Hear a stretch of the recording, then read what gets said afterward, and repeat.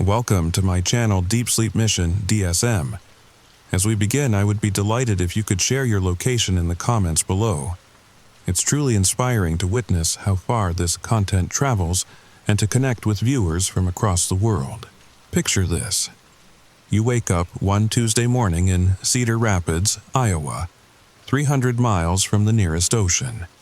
Your 2019 Honda Civic is parked in your driveway, same as always. But there's something wrong. Something that shouldn't exist. Something that makes your coffee mug slip from trembling fingers and shatter on your kitchen tiles. Barnacles, dozens of them, growing on your car's hood like pale, crusty tumors. Now, I know what you're thinking. Barnacles don't grow on cars, especially not in Iowa. But stick around, because what happened to me over the next 7 days will make you question everything you think you know about the natural world. And maybe check your own driveway a little more carefully tonight. The story is now going to start. My name is Marcus Chen, and I'm a practical guy. I work IT support for a medical supply company in Cedar Rapids. I drive a reliable Honda, pay my mortgage on time, and the most exciting thing in my life is usually deciding between Netflix or Hulu after dinner. That Tuesday started normal enough. I'd overslept because my phone died overnight. Again. Classic Marcus. I stumbled to the kitchen in my boxers and Cubs t-shirt, started the coffee, and glanced out the window to check if it was raining. That's when I saw them. At first, I thought someone had dumped garbage on my car. Maybe those kids from down the street. Jamie's always talking about pranks on TikTok. But as I squinted through the morning light filtering through my maple tree, the shapes looked organic, attached. I grabbed my coffee and stepped onto the front porch in my bare feet. The October air bit at my ankles, but I barely noticed. There were maybe 30 of them clustered on my hood, each about the size of a silver dollar. They had that distinctive cone shape. Rough, grayish-white shells with darker ridges. I'd seen enough Discovery Channel documentaries to recognize barnacles when I saw them, but that was impossible. I walked closer, my heart doing this weird stuttering thing in my chest. The dew on my grass soaked through my socks, but I kept moving forward like I was in a trance. Up close, they looked absolutely real. I could see the intricate spiral patterns on their shells, the way they clustered together in irregular patches. One of them, near the Honda emblem, was slightly open, and I swear I saw something dark and wet inside. Moving. I reached out with one finger, hesitant. The shell felt exactly like I expected. Hard, rough, with those sharp little ridges that could cut if you weren't careful. It was firmly attached to my car's paint, like it had been growing there for months. My phone buzzed in my pocket. A text from my boss. Running late again. I'd completely forgotten about work. I took a step back, nearly tripping over my own feet. This was insane. I was standing in my driveway in Iowa, touching barnacles that were somehow growing on my car. Barnacles that belonged in tide pools and harbor walls, not suburban driveways surrounded by cornfields. I ran inside, threw on the first clothes I could find, and grabbed my laptop. 15 minutes of frantic Googling later, I had my answer. There was no answer. No documented cases of barnacles growing on cars. No scientific explanation for how marine organisms could survive, let alone thrive, hundreds of miles from salt water. But there they were. I called in sick to work, something I'd done maybe 3 times in 5 years. I spent the rest of the day researching, making phone calls that went nowhere. The local university's marine biology department thought I was pranking them. The folks at the Natural History Museum in Des Moines were polite, but clearly skeptical. By evening, I was starting to wonder if I was losing my mind. Stress could cause hallucinations, right? Maybe I'd been working too many late shifts, drinking too much coffee, not getting enough sleep. But when I checked on the car before bed, they were still there. If anything, they looked slightly bigger. Wednesday morning brought more barnacles. I counted 47 on the hood alone, plus a new cluster forming along the passenger side door handle. These new ones were smaller, like baby barnacles, if that was even a thing. I made a mental note to Google barnacle reproduction later, then immediately felt ridiculous for adding that to my research list. I tried scraping one off with a butter knife. Bad idea. The thing was attached so firmly that I ended up scratching my paint, and when I finally pried it loose, it left behind this root system. Thread-like tendrils that had somehow worked their way into microscopic cracks in the clear coat. The detached barnacle continued moving in my palm for nearly 30 seconds, a slow, pulsing motion that made my skin crawl. I dropped it on the driveway and watched it go still. That night, I set up my old webcam to record the car overnight. If these things were growing, I wanted proof. I angled it from my bedroom window and let it run from midnight to 6 a.m. What I saw in the footage made my hands shake so badly I had to watch it 3 times to be sure. They moved. Not constantly, but in small, coordinated waves every 20 to 30 minutes. The larger ones would open slightly, revealing dark, wet interiors while the smaller ones pulsed in rhythm. It looked almost like breathing. But the truly unsettling part came around 3:17 a.m. The footage showed something I hadn't noticed before, a thin, almost transparent film connecting the barnacles. In the infrared view from my security camera, it looked like a web of veins spreading across my car's surface. By Thursday, the barnacles had spread to the windshield. I woke up to find a line of them growing along the bottom edge of my windshield, right where it met the hood. They were small, maybe the size of nickels, but they obscured part of my view. Driving to work became an exercise in leaning left and right to see around them. My coworkers started asking if I was okay. Jennifer from accounting said I looked peaked, which I guess was her polite way of saying I looked like death. I'd been surviving on energy drinks and whatever was left in my fridge, too distracted to shop for groceries or cook real meals. That evening, I tried a different approach. I called my Uncle Dave in Portland, the closest thing to a boat person in my family. He'd spent 20 years in the Coast Guard and knew more about marine life than anyone else I could think of. "Barnacles in Iowa?"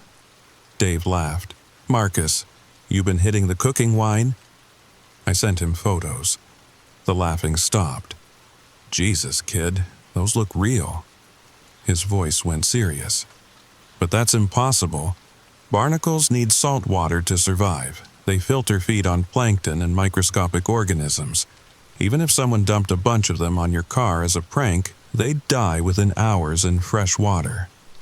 "So, what are they?" "I have no idea. But Marcus, be careful, okay? If these things are somehow alive and growing in Iowa, that means they've adapted to something we don't understand. Evolution doesn't work that fast unless there's pressure. Big pressure." After we hung up, I sat in my living room staring out at my car. The streetlight cast long shadows across the barnacle clusters, making them look like tumors in the darkness. What kind of pressure could make ocean creatures adapt to survive in a landlocked suburb? By Friday morning, my entire car looked diseased. The barnacles had spread across both sides, the roof, and were starting to cluster around the tires. The larger ones on the hood had grown to the size of ping-pong balls, and when I got close, I could hear a faint clicking sound coming from inside them. I'd called in sick again. My boss left a voicemail that was professionally concerned but clearly irritated. I played it back twice before deleting it. Work felt like a concept from another lifetime. The real problem wasn't just the barnacles anymore. It was what they were doing to my car. The metal beneath them had started to corrode. Not rust, something else. The paint had taken on a greenish tint, and the chrome around my windows was developing dark stains that looked almost organic. When I touched the affected areas, they felt spongy, like the metal itself was changing. I made the mistake of pressing harder on one spot near the driver's side mirror. My finger sank into what should have been solid steel like it was wet clay. The surface gave way with a soft, squelching sound that made my stomach lurch. When I pulled my hand back, there was a depression in the metal, shaped exactly like my fingerprint. The edges of the indentation were dark and wet, and I swear I could see tiny fibers, almost like roots, spreading outward from where I'd touched. That's when I noticed my hands. 3 small, circular marks on my palm, where I'd handled the detached barnacle earlier in the week. They looked like tiny burn scars, but they weren't painful. They were warm, and they pulsed with a rhythm that matched my heartbeat. I scrubbed my hands raw in the kitchen sink, but the marks remained. Under a magnifying glass, they looked almost like tiny barnacle shells embedded in my skin. The thought made me so nauseous I had to sit down on my bathroom floor with my head between my knees. My neighbor, Mrs. Peterson, knocked on my door around noon. She was carrying a plate of her famous chocolate chip cookies, the kind gesture she'd been doing for the 3 years I'd lived here. "Marcus, honey, I haven't seen you leave for work all week. Are you feeling all right?" I opened the door just a crack, keeping the chain latched. Mrs. Peterson was 74, with silver hair and the kind of genuine concern that made you remember there were still good people in the world. "Just a stomach bug, Mrs. Peterson. I don't want to get you sick." She peered past me toward my driveway and her expression changed. "Good heavens! What happened to your car? It looks like it's covered in... Are those mushrooms?" "Something like that. I'm dealing with it." "Well, you should call your insurance company. That looks like it could be mold damage from sitting in moisture. My late husband Harold had something similar happen to his Buick after that flood in '98. After she left, I watched from my window as she walked back to her house. She kept glancing back at my car, shaking her head. I wondered how I'd explain it when the barnacles, or whatever they were, started spreading to other properties. That thought sent a chill down my spine. I grabbed my binoculars, the ones I used for the occasional bird watching, and did a systematic survey of my neighborhood from my second-floor bedroom window. At first, everything looked normal. The Johnsons' immaculate lawn, the Martinez family's minivan in their driveway, old Mr. Kowalski watering his tomato plants like he did every evening. Then I saw something that made my hands tremble so badly I almost dropped the binoculars. A small cluster of the cone-shaped growths on the Johnsons' mailbox post. Maybe 6 or 7 of them, no bigger than dimes, but unmistakably the same organisms that were consuming my Honda. I adjusted the focus, praying I was wrong. But no, they were there, growing on painted metal 2 houses down from mine. My phone rang, startling me so badly I knocked over my water glass. Unknown number. "Hello? Mr. Chen, this is Dr. Amanda Rodriguez from the University of Iowa's Marine Biology Department. I understand you called earlier this week about some unusual specimens." My heart pounded. I'd left messages everywhere, but hadn't expected anyone to take me seriously. "Yes, that's right. I think they're barnacles growing on my car. I'm calling because we received some unusual samples from the Iowa River yesterday. A fisherman brought in what he described as ocean creatures growing on his boat dock. The description matches what you told my colleague." The world seemed to spin. Ocean creatures? In the Iowa River? That's what we thought too. "Mr. Chen, I'm driving up to Cedar Rapids first thing tomorrow morning. Would you be available to show me these specimens?" After we hung up, I sat in my dark kitchen, staring out at my car in the driveway. The street lamp illuminated the clusters of false barnacles, and in the shifting light they almost seemed to be moving. My cell phone buzzed. A text from my sister Linda in Denver.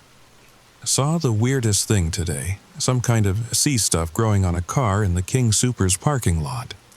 Made me think of your old marine biology phase. LOL. Miss you." She'd attached a photo.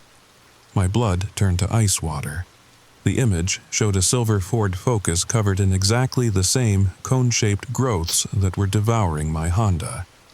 Same size, same clustering pattern, same organic staining of the metal beneath. I called her immediately. "Linda, where exactly did you see that car?" "Hey, Marcus, at the grocery store on South Broadway." "Why? You sound weird." "Listen to me carefully. Don't go near that car. Don't touch it. And if you see anything similar, call me right away." "Marcus, you're scaring me. What's going on?" How could I explain that something impossible was spreading across the country? How could I tell her that whatever was consuming my car in Iowa had somehow reached Colorado? Just promise me you'll be careful, okay? After Linda hung up, I sat in my living room with my laptop, frantically searching social media for any mentions of unusual growths on vehicles. What I found made my stomach drop. A Facebook post from Omaha. Anyone know what these crusty things are on my truck? A Reddit thread from Kansas City. Weird barnacle-looking stuff appeared overnight on my car. Not near any water. WTF? A Twitter photo from Des Moines. Insurance company says this isn't covered. Anyone seen anything like this before? All of them showed the same organisms. All of them were hundreds of miles from any ocean. I made a list of every location I could find online. Cedar Rapids, Omaha, Kansas City, Des Moines, Denver, Oklahoma City, St. Louis. When I plotted them on a map, a pattern emerged that made my hands shake. They were all along major interstate highways, all within a few miles of truck stops or rest areas where travelers might park overnight.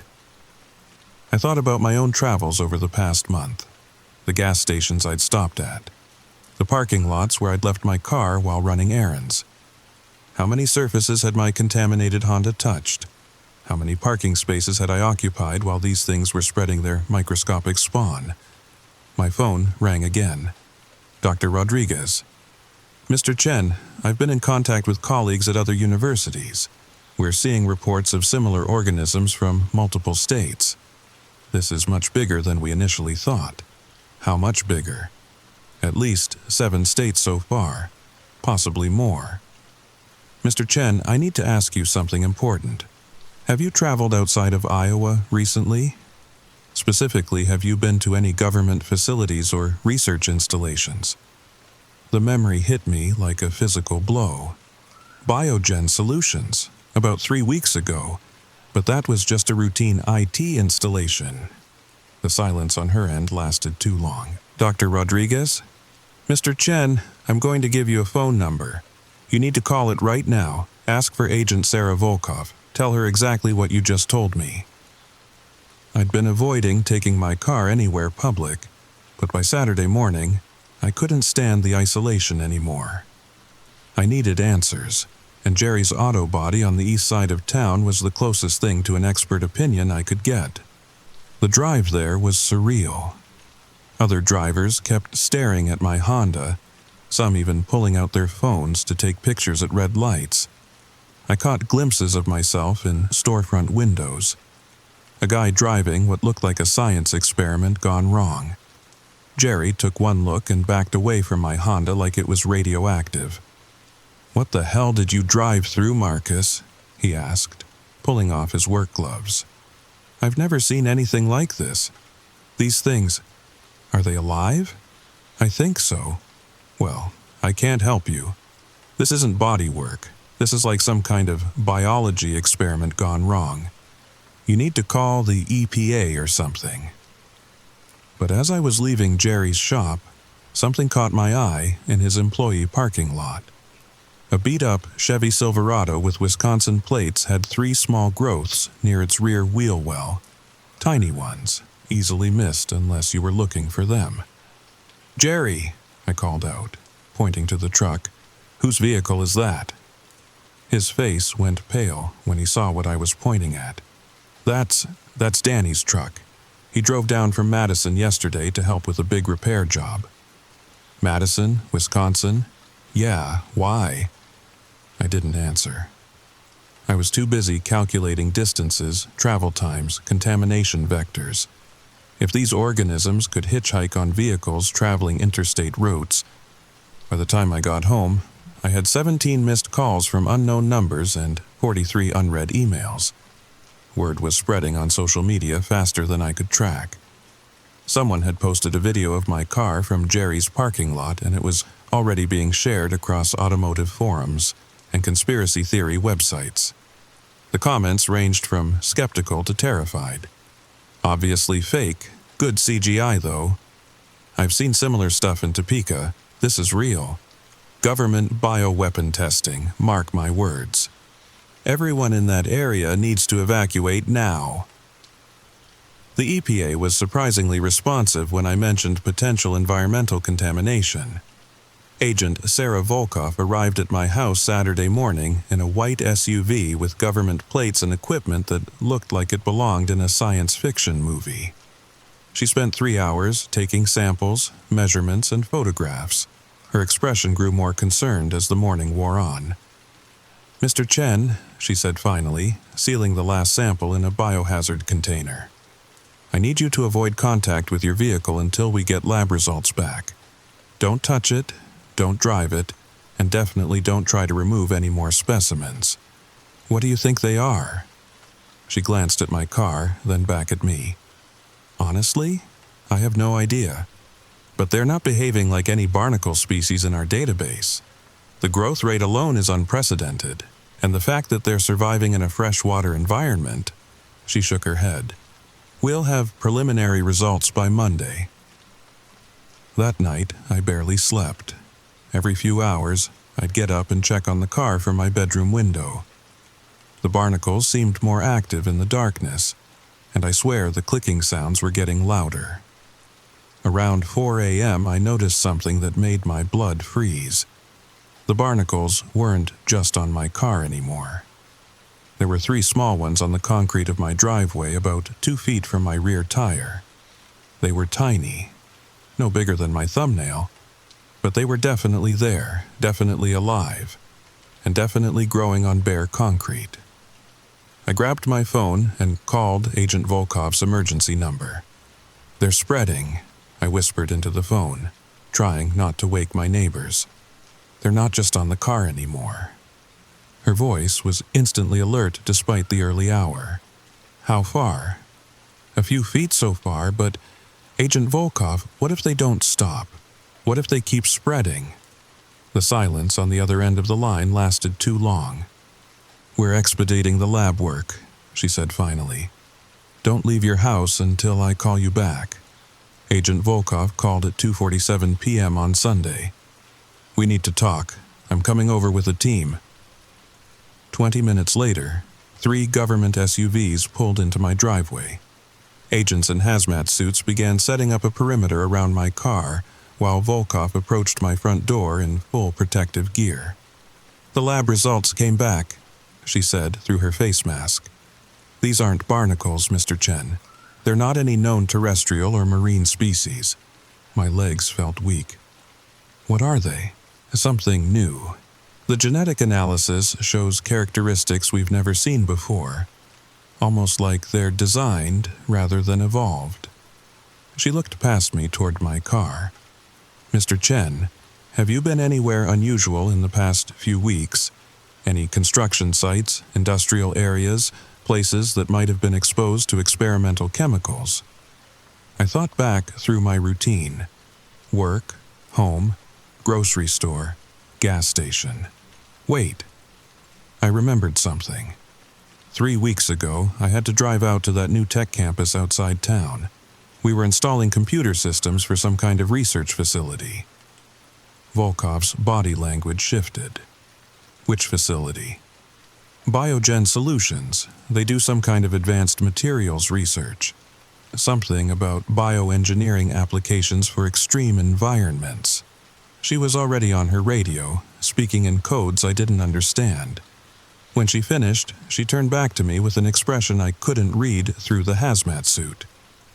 Mr. Chen, Biogen Solutions, was working on a classified military contract. They were developing organisms that could survive in space, specifically life forms that could establish colonies on other planets by adapting to any environment they encountered. The world seemed to tilt sideways. You're saying these things are alien? No, they're human-made. Bioengineered organisms designed to be the ultimate colonizers. They can adapt to any environment, reproduce rapidly, and transform local materials into something they can use for shelter and food. She gestured toward my car. Your car isn't just covered in these things.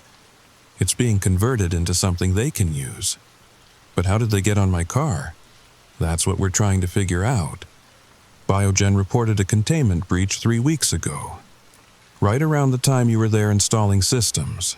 These organisms were designed to be transported dormant and then activated by specific environmental triggers. I stared at my Honda, now barely recognizable under its coating of false barnacles and spreading organic growth. The metal was turning soft and spongy, the glass was becoming cloudy, and the entire structure seemed to be digesting. What happens now? I asked. We contain the spread and study how to neutralize them. She paused. Mr. Chen, you should know that early models of these organisms were designed with a failsafe. They're supposed to go dormant after 30 days if they don't receive a specific chemical signal. Supposed to? The problem is, these organisms are designed to adapt. If they've survived this long in an environment they weren't created for, they might have evolved past their original programming. As if responding to her words, a new sound emerged from my driveway. The clicking had become a rhythmic pulsing, and the barnacle-like creatures were opening and closing in unison. The growth on my car seemed to shimmer in the afternoon light. "Agent Volkov," one of her team members called out. "We're reading elevated activity levels. The organisms appear to be entering a new phase." She grabbed my arm. "We need to get you out of here. Now."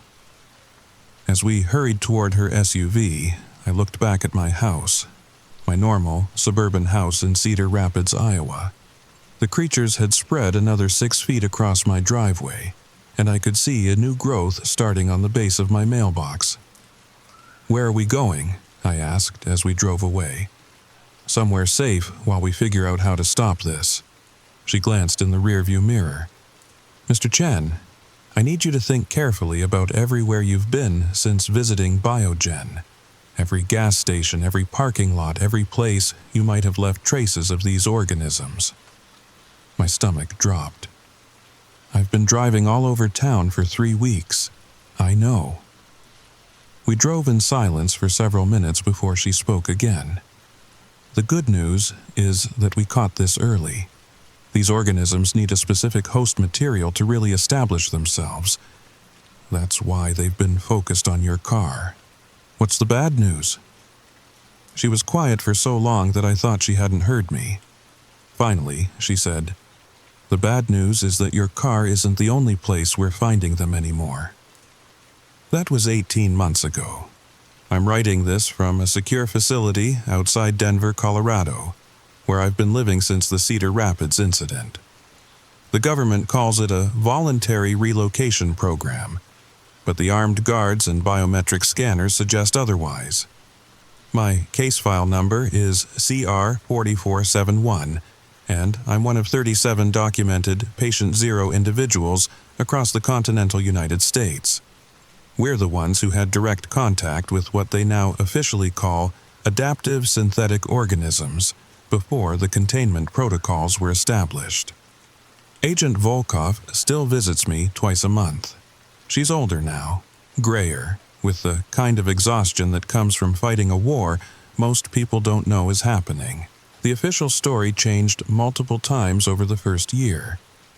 First, it was environmental contamination from industrial runoff. Then it became an invasive species accidentally introduced through shipping containers. The current public explanation involves biofilm bacteria that can be easily treated with specialized cleaning agents. All lies. The truth is that Biogen Solutions was developing terraforming organisms for a joint NASA Defense Department project called New Eden Protocol. The idea was elegant in its simplicity. Create life forms that could transform any environment into something habitable for human colonization. The ASOs were designed to be the perfect colonizers. They could adapt to any climate, consume and convert any material into usable resources, and reproduce at exponential rates when activated by specific chemical triggers. The containment breach wasn't an accident. It was sabotage.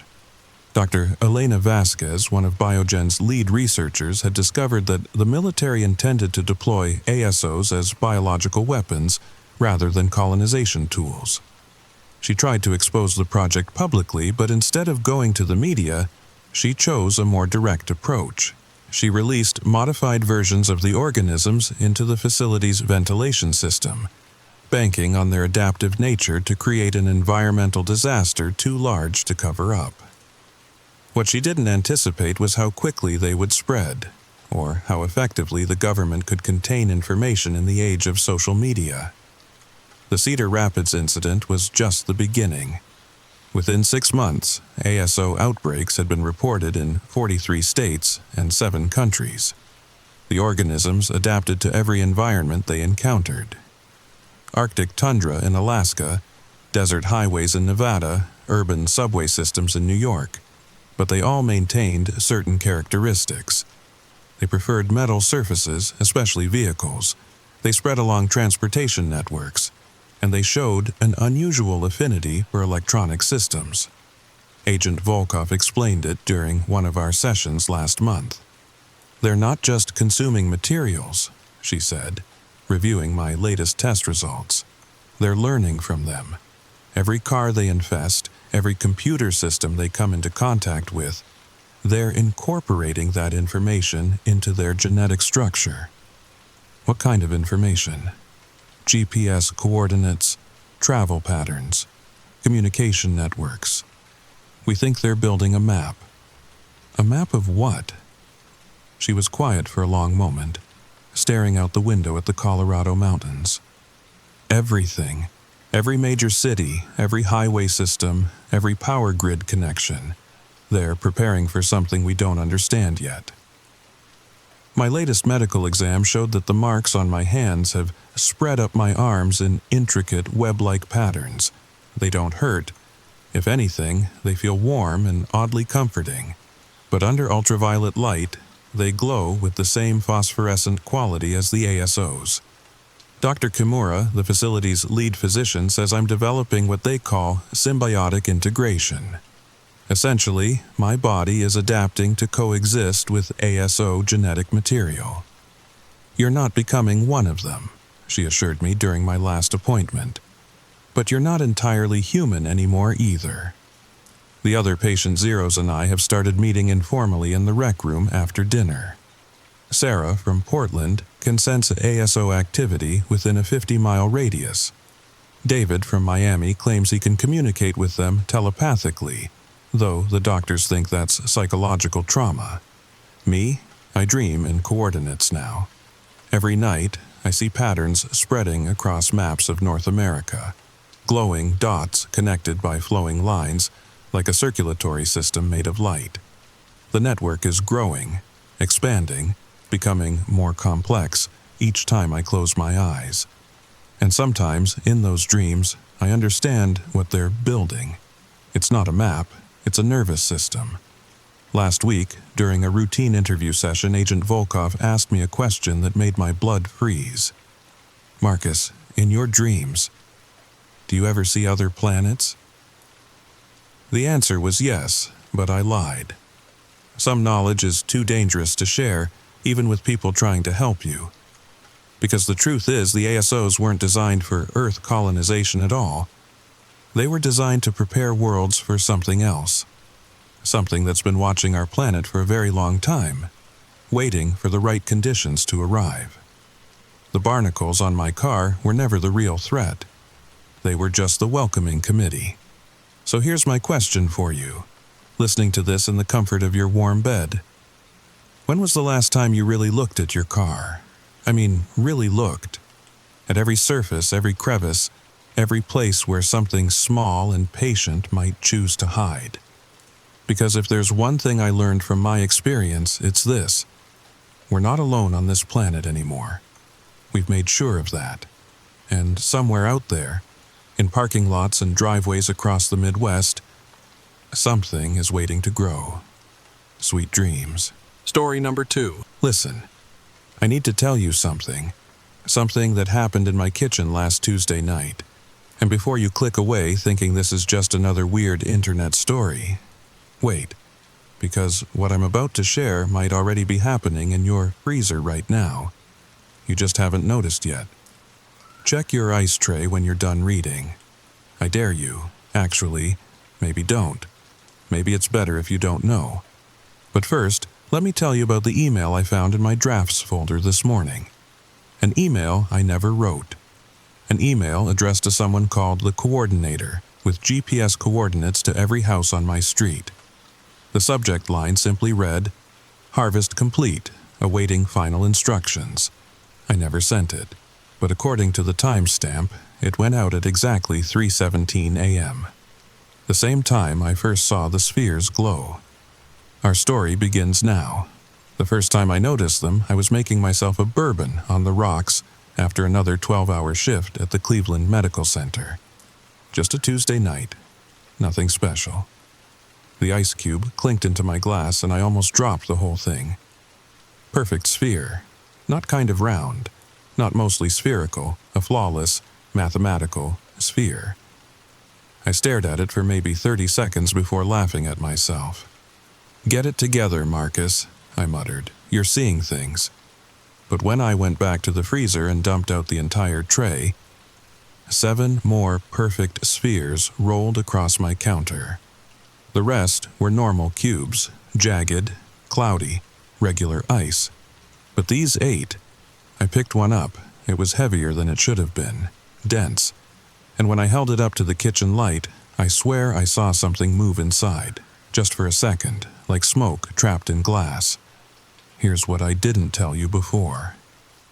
What I couldn't bring myself to admit, even to myself. When I held that first sphere, I felt it. A pulse, rhythmic, like a heartbeat made of ice and impossibility. And for just a moment, I swear I heard my grandmother's voice. She'd been dead for 15 years, but there she was, whispering my childhood nickname, Little Doctor. The name she used when she'd bandage my scraped knees and tell me I'd save lives someday. The sphere grew cold enough to burn, and I dropped it. When it hit the floor, it didn't shatter. It rang, like a bell. A perfect, crystalline note that seemed to hang in the air long after the sphere stopped moving. That's when things started getting wrong. The first text came from my neighbor Janet around 11 p.m. She lived 3 doors down in our little suburban development off Mayfield Road. "Marcus, weird question. Are your ice cubes acting strange?" My hands were already shaking as I typed back. "Define strange." "Perfect balls, like marbles.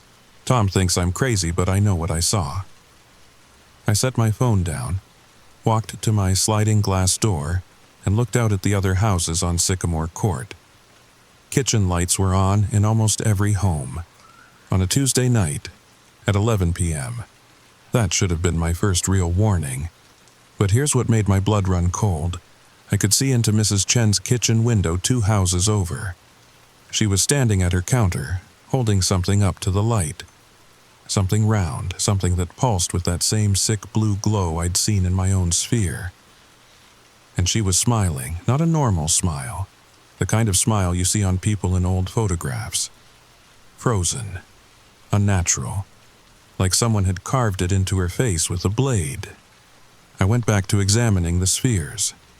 Under my desk lamp, they were even more unsettling. The surface wasn't just smooth, it was impossibly smooth. No tool marks, no freeze lines, no bubbles. And the longer I stared, the more I noticed this shimmer. Like heat waves, but cold. My phone buzzed again. Janet. Tom just threw ours away. Said I was being paranoid, but Marcus, they came back. What do you mean they came back? In the freezer. Same tray. Same spots. Like we never touched them. Before I could respond, another text appeared. From a number I didn't recognize. Don't trust the ice. Don't trust your neighbors. Don't trust yourself. The convergence has begun. A friend. I looked at my counter where I'd left the 8 spheres. They were gone. Every single one. The freezer door was closed. I know it was closed because I'm obsessive about that. Electricity bills, you know. But when I opened it, 8 perfect spheres. Same positions in the tray. But now there was something else. A 9th sphere, larger than the others, sitting in the center like some kind of queen piece in a chess game I didn't understand. That's when I did what any rational person would do. I grabbed a hammer from my garage. The first sphere wouldn't break. I brought that hammer down hard enough to crack concrete and it just bounced. The ice didn't even chip. The second, third, fourth, nothing. They'd skitter across my garage floor like pinballs, completely intact. By the 5th one, I noticed something else. They were getting colder. Not normal ice cold. The kind of cold that burns. I had to use kitchen tongs to pick them up. But the 9th sphere, the large one, I couldn't even touch it with the tongs. The metal stuck to its surface like my tongue to a flagpole in winter. When I finally yanked the tongs free, they left behind perfect impressions in the sphere's surface. Impressions that slowly filled themselves in, like the sphere was healing. Midnight came and went. I was in full research mode, laptop open, searching everything I could about anomalous ice formation. Nothing. Forums, scientific papers, even conspiracy sites. Nobody talking about perfect ice spheres. Then I found one thread, posted 3 hours earlier on some obscure message board. The username was just numbers, 446. My zip code. They're listening through the ice. Don't let them complete the circuit. That was it. No replies, no explanation, account deleted. But there was something else. A timestamp showing the post had been edited multiple times. Each edit adding a single letter. When I put them together, they spelled out Sycamore Court. My street name. I wish I'd paid more attention to that warning. By 2 a.m., I'd convinced myself I was having some kind of stress-induced breakdown. 12 years of emergency medicine. It takes a toll. I decided to sleep it off, deal with it in the morning like a rational person. But sleep wouldn't come. Every time I closed my eyes, I heard it. This humming. Low frequency, almost below perception. Coming from the kitchen. I tried to ignore it, covered my head with a pillow, but the sound got into my bones somehow. Vibrating, pulling, at 3:17 a.m., I know the exact time because I checked my phone. I gave up and went back to the kitchen. All the ice in the tray was spherical now. Every single cube, and they were glowing. Faintly. This sick, pale blue light that made my kitchen look like an aquarium. I stood there in my boxers and t-shirt, watching these impossible objects pulse in rhythm with that infernal humming. But here's what I couldn't bring myself to tell you before. The spheres weren't just glowing. They were projecting. Images. Memories. I saw my childhood bedroom, the nightlight my mother left on because I was afraid of the dark. But in this projection, the darkness moved. It had weight. It had hunger. I saw the first patient I lost. Mrs. Rodriguez, 67, cardiac arrest. But in the sphere's memory, she didn't die on my table. She opened her eyes at the moment her heart stopped and whispered, "The ice remembers everything." I saw myself as an old man, sitting in a rocking chair I didn't recognize, in a house I'd never seen, surrounded by grandchildren I'd never had. all of them staring at me with eyes made of ice. That's when I saw Janet's husband, Tom, through my kitchen window, standing in his backyard, still as a statue, facing his house, just standing there in his pajamas. But he wasn't alone. Mrs. Chen was in her yard too, and old Mr. Peterson from the corner house, the Washingtons from across the street, all of them standing, all of them still, all of them facing their homes like compass needles pointing north. I texted Janet, no response. The spheres pulsed brighter. I decided to go outside, check on Tom. The moment I stepped onto my patio, the cold hit me like a physical thing. October in Cleveland gets chilly, sure, but this was different. This was the kind of cold that comes from somewhere else, somewhere that shouldn't exist. "Tom?" I called out. "You okay, buddy?" He turned his head, just his head. Body stayed perfectly still. And his eyes, God, his eyes were frozen. Actually frozen. Ice crystals spreading from the corners like some kind of infection. He opened his mouth, probably to scream, but all that came out was this crackling sound, like stepping on fresh snow. But before he shattered, he spoke. One word, clear as daylight. Finally. Then he exploded into 1,000 pieces of frozen meat and bone. The pieces hit the ground with these tiny tinkling sounds like wind chimes, but the fragments, they didn't stay still. They slithered across the grass like insects, gathering in geometric patterns. Circles within circles within circles.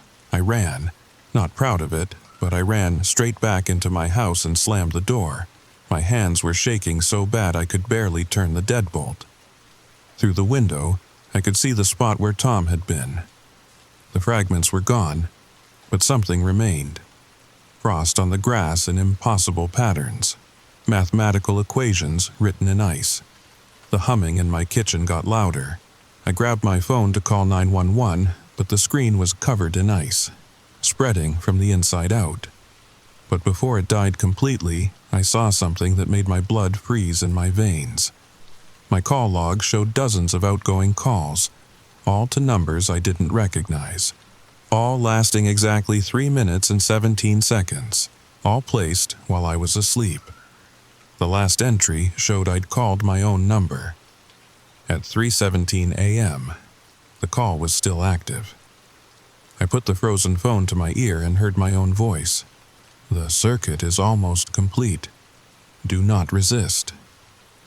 Power went out next, not just my house, the whole street. I watched through my window as every light on Sycamore Court blinked out in sequence, house by house, like something was moving through the power lines. Hunting. The only light came from the kitchens. That sick blue glow, getting brighter. I had to get out, had to warn someone. But when I tried to start my car, ice in the engine. When I tried to use my laptop, frozen solid. Even my damn flashlight wouldn't work. The batteries had burst from the cold. That's when I heard Janet scream. Not a normal scream. This was wrong. It started human, but ended somewhere else. Ended with that same crackling sound Tom made. Then silence. The spheres in my freezer were singing now, actually singing. No words, just these harmonics that made my teeth ache and my vision blur. I could feel them pulling at something inside me, something warm and vital, but I could also hear something else. Voices in the melody, hundreds of them, maybe thousands. All the people who had been taken before. All the people who had found perfect spheres in their ice trays and thought they were alone. They were trying to warn me. I did the only thing I could think of. I grabbed the entire ice tray and threw it in the oven, cranked it to 500 degrees. The moment that oven door closed, every window in my house exploded inward. The cold rushed in like a living thing. I could see it, actually see it, flowing across my floors like fog but faster. Searching. When it touched my coffee table, the wood split with frost patterns that looked like neural networks. When it reached my houseplants, they turned to crystal sculptures of themselves, perfect down to the last vein in every leaf. I backed into the corner of my living room, watching this impossible cold consume everything. The oven was screaming now, metal warping from whatever was happening inside. The door glowed red hot, then white hot. I could smell ozone and something else, something like copper pennies and spoiled milk. Then the voices started. They came from everywhere. The walls, the frozen television, the ice-covered ceiling. Overlapping whispers in a language that hurt to hear, but underneath the alien sounds I could pick out familiar voices. Tom, Janet, other neighbors I'd barely spoken to. But there were older voices too, dozens of them, hundreds, all the previous harvests from previous streets in previous cities. I heard accents from across the world, languages I couldn't identify, all of them saying the same thing in their native tongues. Let us in, let us in, let us in. The oven door burst open. Instead of heat, more cold poured out. And with it, the spheres. But they weren't ice anymore. They were something else. Something that moved like liquid mercury but felt like static electricity in the air. They circled me, slowly, like predators, like they were savoring the moment. That's when I saw what was really happening. Through my broken windows, I could see into every house on Sycamore Court. Every kitchen was filled with that blue glow. Every freezer was open. Every neighbor stood motionless in their yards, ice spreading from their feet like roots. But they weren't just standing there. They were connected. Thin streams of ice stretched between them, creating a network, a circuit, and I was the final node. That's when I remembered something, a dumb factoid from a documentary I'd watched years ago, about how certain frequencies can shatter glass. Resonance. Everything has a resonance. I started humming, badly, off-key, but I matched their frequency and then shifted it, just slightly. One sphere wobbled. The voices in the ice screamed. Not just the neighbors, all of them, every soul that had been harvested, every person who had found perfect spheres in their freezer and failed to escape the circuit. But some of those voices, some of them were trying to help me. My grandmother's voice rose above the others. Sing, little doctor. Sing them back to sleep. I hummed louder, adjusted the pitch. Another sphere started vibrating. They didn't like that. The whispers turned to shrieks. The cold pressed in harder. I could feel frost forming on my skin, in my lungs, but I kept humming, kept shifting the frequency.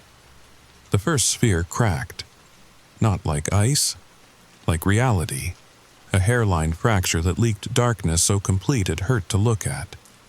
That's when I saw what was really inside them. Not eyes. Universes. Entire cosmologies of suffering. Billions of frozen worlds where the ice had won, where the circuit had completed, where every living thing stood motionless in eternal winter, fuel for something so vast and hungry it defied comprehension. The sphere shattered completely, and something wet and wrong splattered across my floor. It moved for a few seconds, trying to reform, then dissolved into vapor that smelled like ozone and fear. But as it died, I heard it whisper, "Thank you." The other spheres backed off, regrouping, recalculating. I pressed my advantage, hummed harder, threw in harmonics I didn't know I could make. My throat was raw, bloody, but I didn't stop. Couldn't stop. One by one, the spheres cracked, shattered, died, each one screaming with 1,000 stolen voices. I recognized some of them. Tom laughing at a barbecue last summer, Janet complaining about her rose bushes, the kid from 2 houses down practicing violin. All of them trapped, all of them fuel for something. But as each sphere died, I felt something else. Relief. Not just from me, but from the voices inside. They were being freed. sent to whatever comes after this existence instead of being trapped forever in crystalline prisons. When the last sphere broke, the cold retreated like a tide going out. The ice on my walls sublimated instantly, leaving everything damp and wrong-smelling. The power flickered back on. My phone buzzed with 2 days' worth of messages I'd never received. But something had changed. The house felt different. Lighter, somehow. As if a terrible weight had been lifted. I sat on my wet floor until sunrise, afraid to move, afraid to check on my neighbors, afraid to look in my freezer. When I finally did look outside, Sycamore Court seemed normal. Cars in driveways, newspapers on porches. Tom's truck parked exactly where it always was, but the frost patterns remained. Geometric. Perfect. And in the center of each lawn, a small circle of Part 4. The aftermath. I called in sick to work. First time in 3 years. Spent the morning walking the neighborhood, trying to convince myself it had been a dream. Some kind of hallucination. Tom answered his door on the third knock, looked exactly like himself, smiled, complained about the Guardians' playoff chances, everything normal except his eyes. For just a second, when the sun hit them, I saw ice crystals, deep inside, waiting. But there was something else, something new. When he blinked, the crystals flickered. Unstable, like they were fighting something. "Crazy dreams last night," he said. "You ever have those dreams where you're freezing, can't move, but then you hear singing and suddenly you can move again?" I stared at him. "Singing? Yeah, like someone was trying to wake me up. Weird, right?" I mumbled something and left, my mind racing. Janet was in her garden, pruning roses that hadn't grown right all summer. She waved with gardening shears that caught the light strange. "Marcus, feeling better? You looked terrible yesterday." "Yesterday?" I asked. "When you knocked on my door at 3 a.m., rambling about ice cubes?" She laughed, but it sounded almost normal now. Human.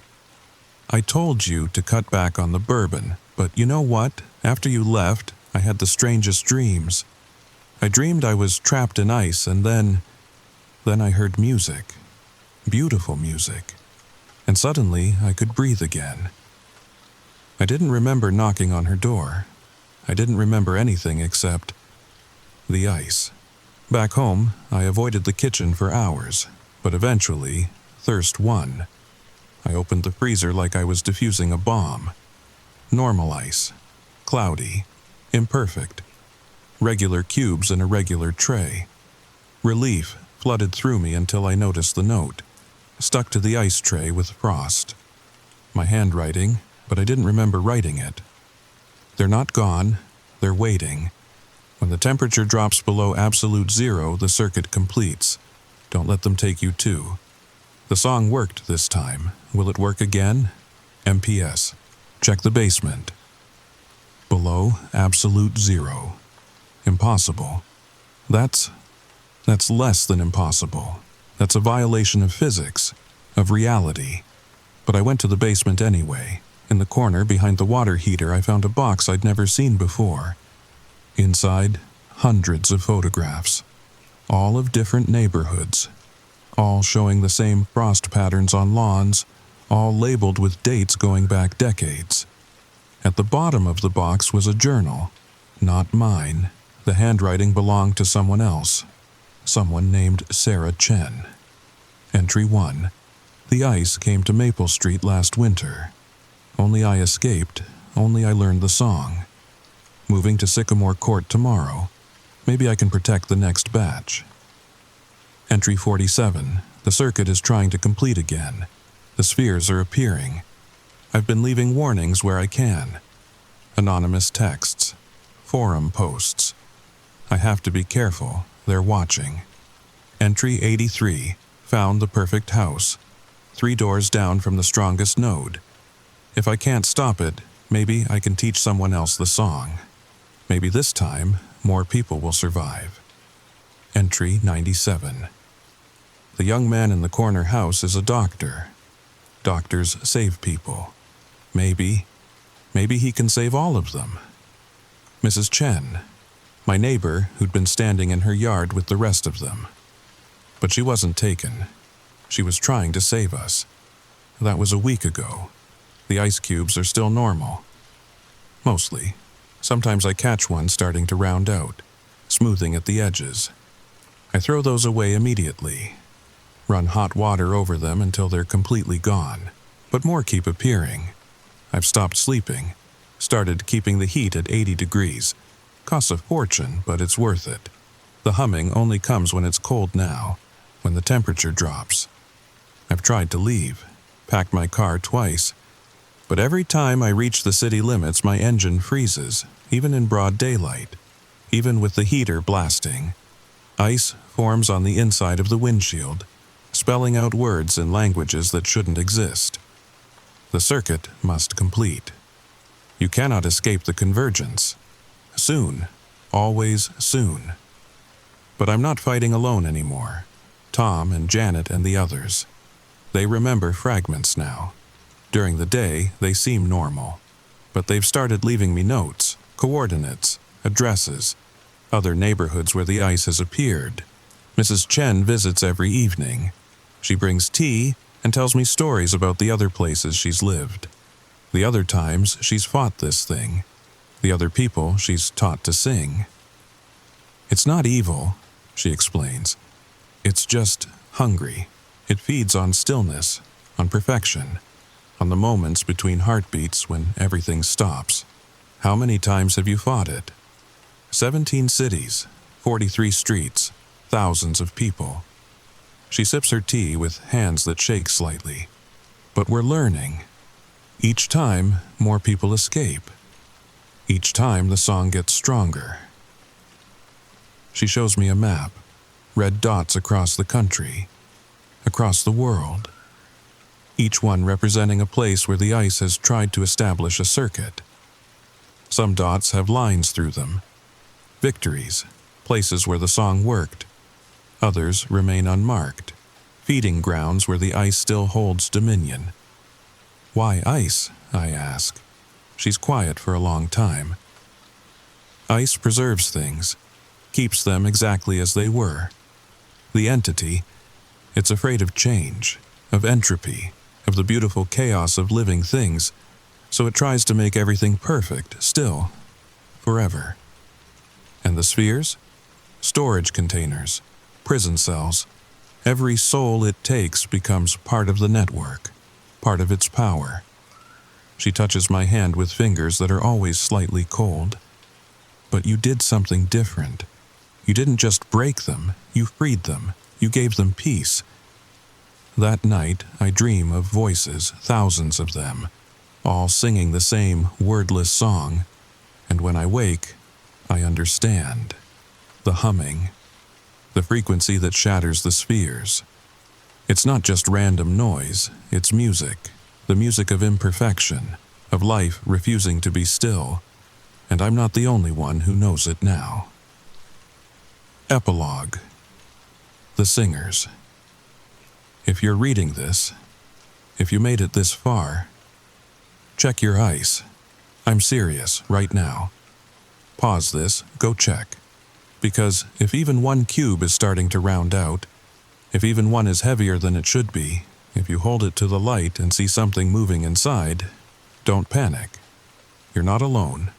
Find the frequency. Find the song. Let it come from your bones, your blood, your stubborn refusal to be perfect. And if you can't find it yourself, listen for us. We're out there now. Mrs. Chen and I and Tom and Janet and hundreds of others. We move from city to city, street to street. We leave warnings. We teach the song. We break the circuits before they can complete. Sometimes we arrive too late. Sometimes we find neighborhoods where everyone stands motionless in their yards, ice spreading from their feet like roots, their souls trapped in perfect spheres. But sometimes we arrive just in time. Sometimes we find someone like you, reading stories like this, checking their freezer with trembling hands. and we teach them to sing. The entity is patient. It's been doing this for millennia, feeding on civilizations across the galaxy. Ice ages aren't accidents, they're harvests. But we're patient too. And every time it tries to establish a new circuit, more of us are waiting. More voices join the song. It's afraid now. For the first time in eons, it's afraid. Because it turns out the one thing it can't preserve, can't make perfect, can't trap in crystalline prisons, is hope. Did you check your ice yet? You should. Tonight, when you close your eyes, listen for the humming. If you hear it, don't be afraid. Sing back, and remember, you're not alone in this. We're coming. We're already here. We're the song that breaks the silence. We're the chaos that shatters the perfect spheres. We're the singers of the melting song. Sweet dreams. And when you wake up, check your ice one more time. If it's normal, thank us in the comments. If it's not, well, we'll see you soon. If you found this story on your computer without remembering how it got there, if your ice has started forming perfect spheres, if you hear humming in the walls when the temperature drops, contact the singers. We monitor all social media for keywords. We're coming. Hold on. Learn the song, the network. Story number 3. The photograph should have been there. But it wasn't. Just an empty space on my mother's mantelpiece where my 5th grade school picture used to sit between my sister's graduation photo and Dad's military portrait. The dust outline was still visible, a perfect rectangle that proved something had been there for years. But when I asked Mom about it, she looked at me like I'd spoken in a foreign language. "What photo, sweetie? I've never put your school pictures on the mantel." That was 3 days ago. And now I'm sitting in my childhood bedroom in Denver, staring at walls that feel wrong somehow. The Pokemon posters I remembered covering every inch of space? Gone. The glow-in-the-dark stars I'd carefully arranged into constellations on my ceiling never existed, according to everyone else. Even the pencil marks on my doorframe where Mom used to measure my height. They're there, but they skip years, age 7, then straight to age 11.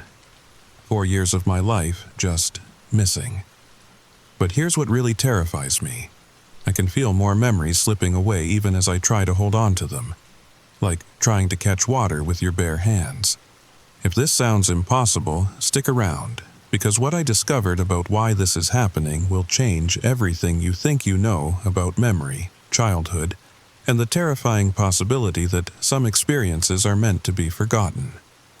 The story begins now. I've always prided myself on having a good memory. In college at the University of Colorado, my friends used to joke that I was like a walking encyclopedia of random childhood stories. Remember that time we got lost in the Walmart and I hid in the clothing racks? Remember when I broke my arm falling off the monkey bars at Washington Elementary? Remember the summer I spent every day at Cherry Creek Pool, teaching myself to hold my breath underwater for 2 minutes? Except none of my friends remembered these stories anymore. It started small. Last month I was having dinner with my college roommate Sarah at that little Italian place on 16th Street Mall. We were reminiscing about our childhoods when I brought up the time I accidentally dyed my hair green, trying to bleach it with household cleaner in 4th grade. Sarah laughed, but not in recognition. "That's hilarious, but I think you're mixing up someone else's story with your own. You've always had brown hair. Never been much of a risk taker with hairstyles." I pulled out my phone, scrolling through old photos to prove her wrong. But as I swiped through years of pictures, there it was. Brown hair in every single photo. Not a hint of the green disaster I remembered so vividly. I could still feel the shame of walking into Mrs. Patterson's classroom looking like a sea creature, the way kids pointed and whispered. But the evidence said it never happened. That night, I called my mom. "Remember when I dyed my hair green in elementary school?" Silence on the other end. The kind of pause that makes your stomach drop. "Honey, you never did anything like that. You were always such a well-behaved child. Never gave us any trouble with wild faces or anything. Well-behaved child. The words felt like ice water in my veins. I was anything but well-behaved. I was the kid who got detention for releasing crickets in the science lab. The one who convinced half my third-grade class to stage a protest against cafeteria lima beans. The kid who once climbed onto the school roof during recess just to see if I could. Or was I? The next few days became a blur of phone calls and frantic searching. I contacted old teachers, childhood friends, neighbors, anyone who might remember the real me, but everyone told the same story. I was quiet, studious, never caused problems. A model student who spent recess reading instead of getting into trouble. The more people I talked to, the more I realized something impossible was happening. Not only were my memories wrong, they were being actively erased from everyone else's minds too. That's when I found the first gap in the photo albums. Mom keeps everything. Every birthday party, every school event, every random Tuesday afternoon gets documented and carefully preserved in those old-fashioned photo albums with the sticky pages and clear plastic covers. But when I went through them looking for evidence of my real childhood, there were gaps. Pages where photos had clearly been removed, leaving behind only those little corner tabs that once held pictures in place. Mom, what happened to the photos that were here? She flipped through the pages, genuinely confused. I don't know what you mean. These albums have always looked like this. But I could see the evidence. The way the story jumped from my 7th birthday straight to my 12th. The missing pages between family Christmas mornings. The gaps that should have been filled with soccer games, school plays, camping trips to Rocky Mountain National Park. 5 years of my life were systematically disappearing. And somehow, I was the only one who noticed. I became obsessed with documenting everything I could remember before it disappeared completely. Late nights in my apartment on Capitol Hill, I'd sit at my laptop typing out every detail I could recall from ages 7 to 11. The way the morning sun would stream through my bedroom window at exactly 7:23 a.m. How my sheets always smelled like the lavender fabric softener Mom used. The sound of Dad's coffee grinder echoing through the house every morning at 6 a.m. sharp. But even as I wrote, I could feel the memories becoming fuzzy. Like trying to remember a dream after you've been awake for hours. The details would slip away even as I tried to capture them. I decided to visit my elementary school. Washington Elementary had been torn down years ago, replaced by a modern building with solar panels and those weird pod-shaped classrooms. But I drove to the location anyway, standing in the parking lot where my childhood playground used to be. That's when I met Mrs. Chen, the current principal. She'd been a teacher at the old school during my years there. "Excuse me," I approached her as she was getting into her car. "I'm trying to remember something from when I was a student here. Did you ever have a student named—" I gave her my full name. She stopped, keys halfway to the ignition, and turned to look at me with the strangest expression. "How do you know that name?" The question hit me like a physical blow. Because that's my name. I went to school here from 2003 to 2009. Mrs. Chen stepped out of her car, studying my face with an intensity that made my skin crawl. "You look familiar," she said slowly. "But that student, there was something wrong with that situation. Something we were told never to discuss." My heart started racing. "What do you mean, something wrong?" She glanced around the empty parking lot, then leaned closer. There were forms, official documents that came from somewhere. Downtown, I think. Instructions that we were to remove all records of certain students, delete files, destroy photos, never mention their names again. Your name was on that list. The world started spinning. That's impossible. Why would anyone do that? I don't know. But I remember now, you were involved in something during 4th grade. Something that made the administrators very nervous. There were men in suits who came to the school. They interviewed teachers, went through files, took boxes of records away. She paused, pressing her fingers to her temples like she was fighting a headache. This is the first time I've been able to remember any of this clearly. It's like there was a fog over those memories. But talking to you, seeing your face, it's coming back. I grabbed her arm, probably too tightly. What happened in 4th grade? What did I do? But even as I asked the question, I could see her eyes going distant again. The clarity was fading from her expression like someone adjusting the focus on a camera. I'm not sure. Maybe I'm confusing you with someone else. I'm sorry, I should go. She got back in her car and drove away, leaving me standing alone in that parking lot with more questions than answers. But now I had a clue. Something had happened in 4th grade. Something important enough that official documents were created to erase it. That night, I called my sister Emma in California. Emma is 5 years older than me, and she was in high school during my elementary school years. If anyone would remember what really happened, it would be her. Em, I need to ask you something weird. Do you remember anything strange happening when I was in 4th grade? Like anything involving the school, or men in suits, or official documents? The silence stretched so long I thought the call had dropped. Emma? Why are you asking about that? My pulse quickened. She remembered something. Because I think someone is erasing my childhood from everyone's memory. But you remember, don't you? What happened? I can't talk about this over the phone. Can you fly out here this weekend? Emma, just tell me. No, not over the phone. Promise me you'll come out here and I'll tell you everything. But we have to be careful who we trust.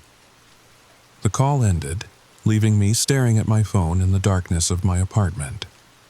My own sister was scared to talk about my childhood over the phone. What could a 9-year-old have possibly done that was so serious it required this level of cover-up? But as I booked my flight to San Francisco, I realized something even more disturbing. I couldn't remember what I had done either. The memories of 4th grade weren't just fading. They were completely gone. Like someone had taken an eraser to that entire year of my life. And I was starting to wonder if maybe, just maybe, they had good reason to make me forget. Emma lives in a small house in Oakland, the kind of place where every surface is covered with crystals and dream catchers and those little Tibetan prayer flags. She's always been into alternative spirituality, which is why I wasn't completely surprised when she made me leave my phone in a metal box by the front door. They can use those to track conversations, she explained, leading me to her kitchen table where she'd already laid out old photo albums and manila folders. I've been keeping these hidden for 15 years, waiting for the day you'd start remembering. The photos hit me like a physical punch. There I was at age 8, but different. My eyes looked older somehow, more aware. And I was always alone in the pictures. Even in group shots with other kids, there was this space around me, like no one wanted to get too close. Emma, what am I looking at? She sat down across from me, her hands shaking as she opened the first folder. You were special, little brother, but not in a good way, not in any way that anyone knew how to handle. She pulled out what looked like a medical report, though the letterhead was blacked out. I could see my name at the top, and below it a series of test results that made no sense to me. You started showing signs when you were 7. Mom and Dad thought you were just going through a phase at first. Imaginary friends, talking to yourself, knowing things you shouldn't know, but then it got stronger. What got stronger? You could access other people's memories. Not just access them. You could change them, edit them, make people forget things that really happened, or remember things that never did. The room started spinning. That was impossible. People don't just develop telepathic abilities. I know how it sounds, Emma continued. But I was there. I saw what you could do. Remember Mrs. Henderson from down the street? You made her forget that her husband died. For 3 months, she kept setting a place for him at dinner, waiting for him to come home from work. You thought you were being kind. Fragments of memory started surfacing. Not my own memories, but glimpses of things I shouldn't have known. Mrs. Henderson's husband collapsed in their garden while planting tomatoes. The way she screamed when she found him. The funeral with the wrong flowers because no one remembered he was allergic to lilies. I had made her forget because I couldn't stand seeing her cry.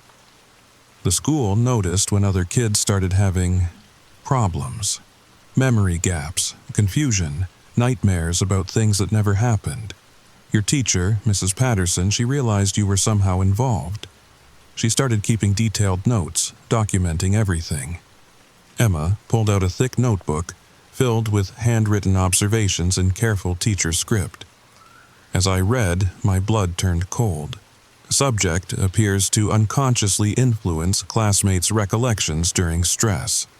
When embarrassed about test grade, classmates began insisting test was never given. When upset about playground conflict, involved parties could not recall what they were fighting about. Page after page of documentation. My 4th grade teacher had been running an unofficial psychological experiment on me, tracking every instance of my ability. What happened to Mrs. Patterson? She contacted some people, researchers, government types. They came to evaluate you, but by then you'd gotten scared.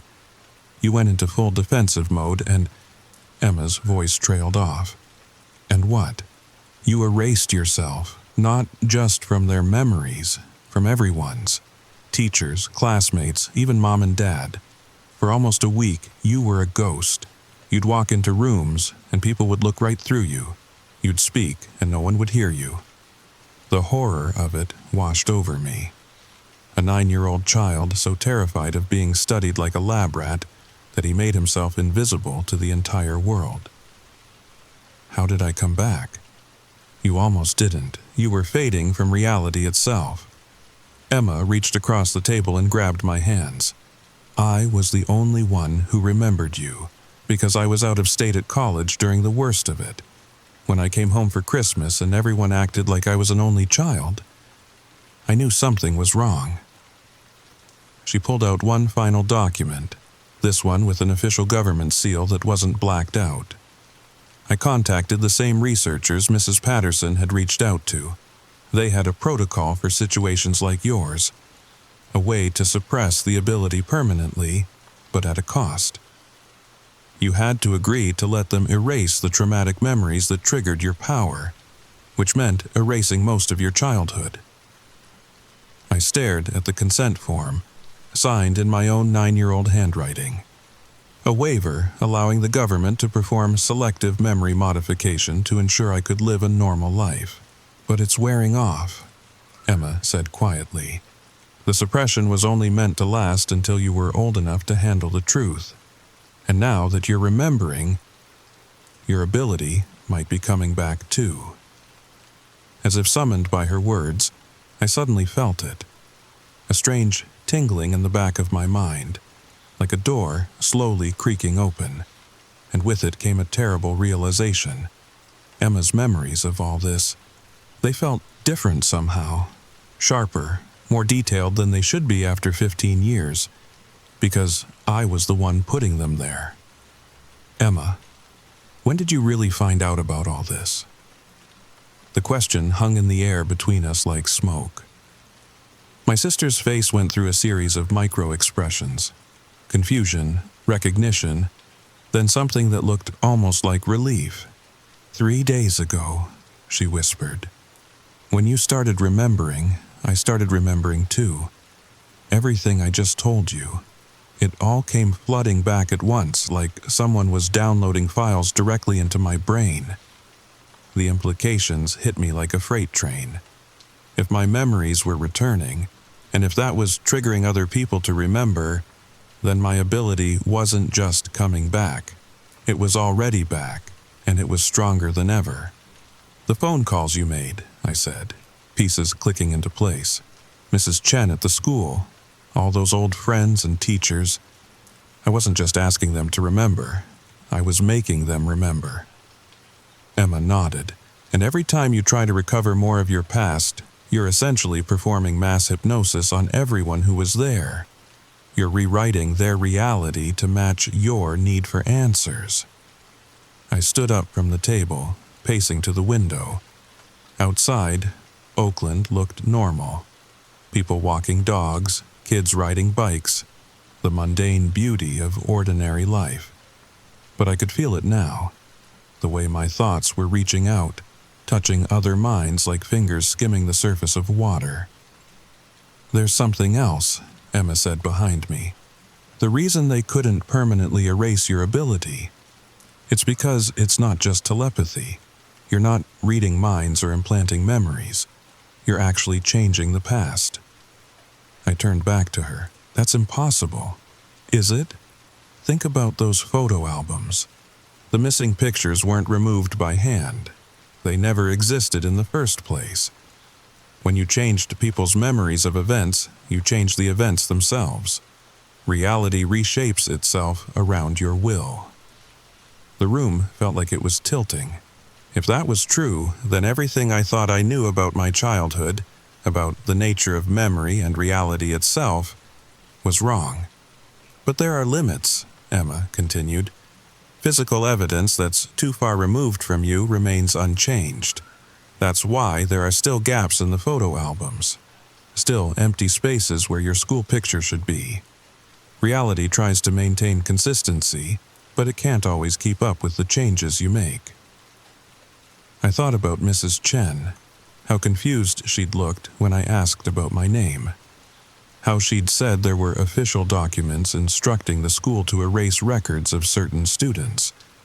What if those documents were created retroactively, reality's way of explaining why I had been forgotten? "Emma, what if I never had this ability at all?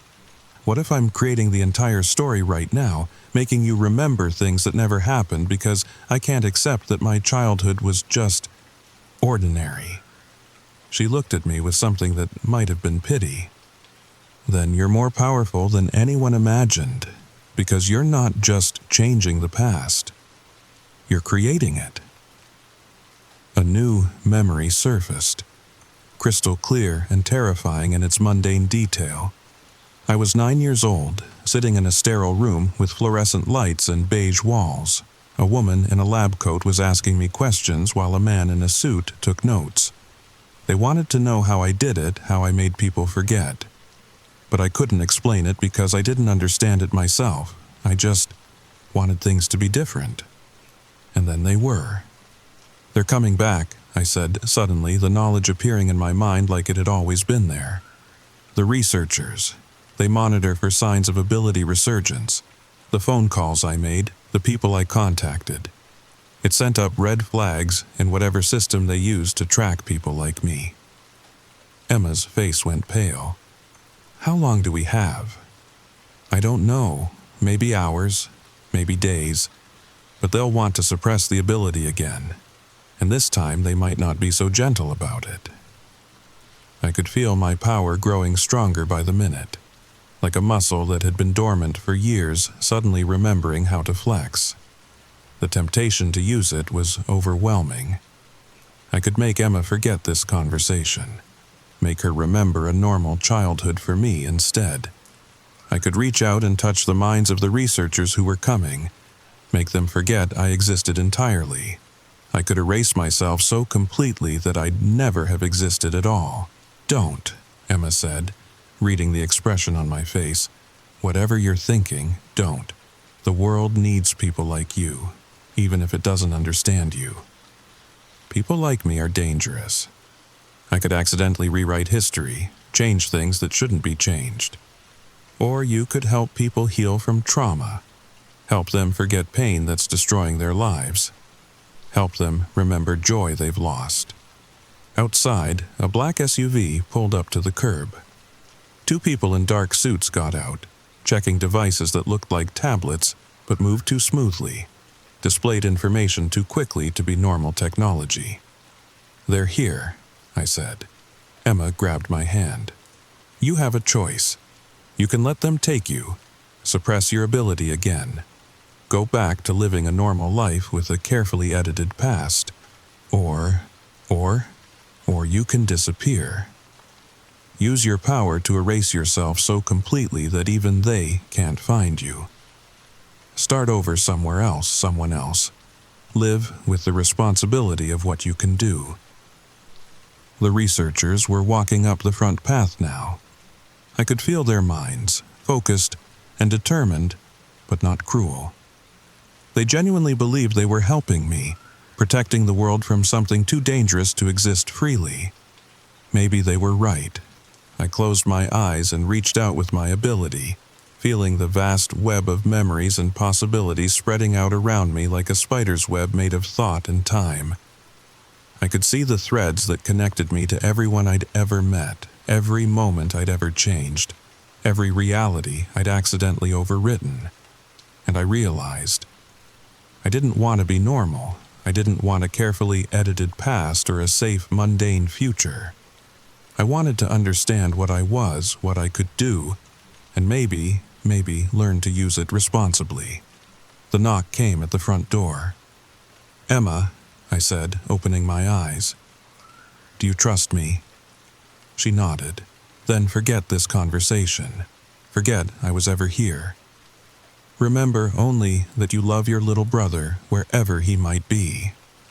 I reached out with my mind and gently, carefully, edited our afternoon together.